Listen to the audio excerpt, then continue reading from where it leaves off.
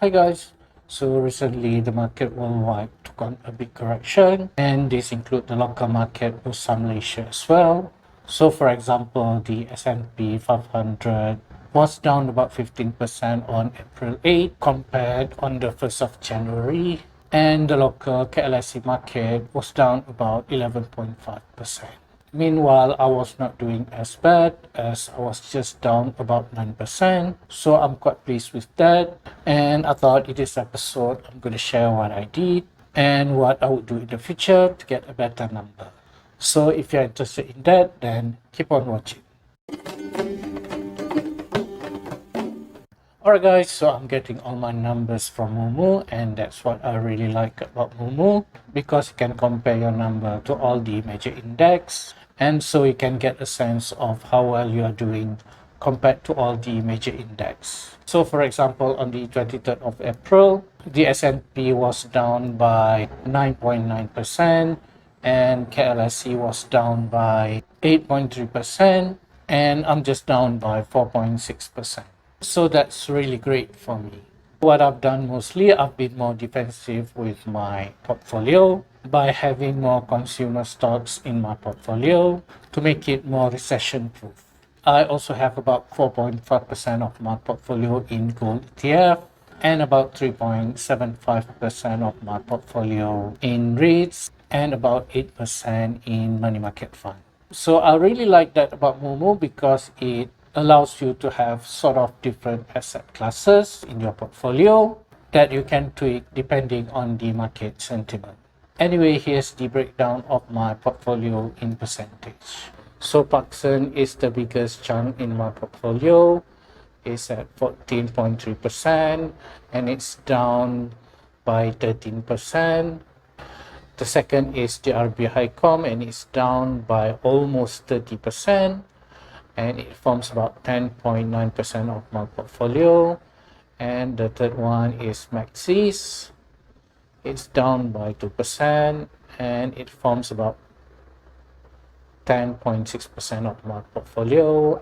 And Padini is up by 0.06% and it forms about 8.2% of my portfolio, while FGV is down by 4.65% and it forms about 5.8% of my portfolio, and MSM is down by 2.17% and it forms about 5.2% of my portfolio.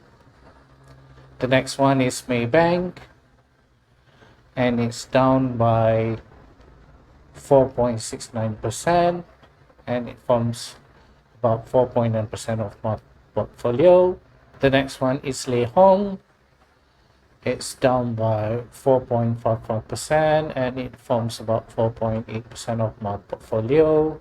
And my gold ETF is like the star performer of my portfolio. It goes up by about 27.93% and it forms about 4.5% of my portfolio. So I might increase the percentage of gold ETF in my portfolio so that in case of a recession or if correction hit me, then I wouldn't be down as much. Next is MBSB, is down by 8.79%. And surprisingly, Al-Aka is a REIT and it's down by 2.83% and it forms about 3.73% of my portfolio. But I might also still add REITs to my portfolio because they are supposed to be able to withstand correction as well. And the next one is Takaful. It's down by 6.56% and that forms about 3.58% of my portfolio. The next one is Kin, is at minus 12%, and Hapsang is minus 10%. And I think my success story for 2025 will be XOX. It's up by 90.48%, but unfortunately I've sold most of my share in XOX too early, so now it's just from about 0.56% of my portfolio. And for Post Malaysia, it's unchanged, and I've already sell it at a profit as well. So now it's just from about 0.12% of my portfolio, and the rest would be in money market fund at 7.54% and cash at 6.68%.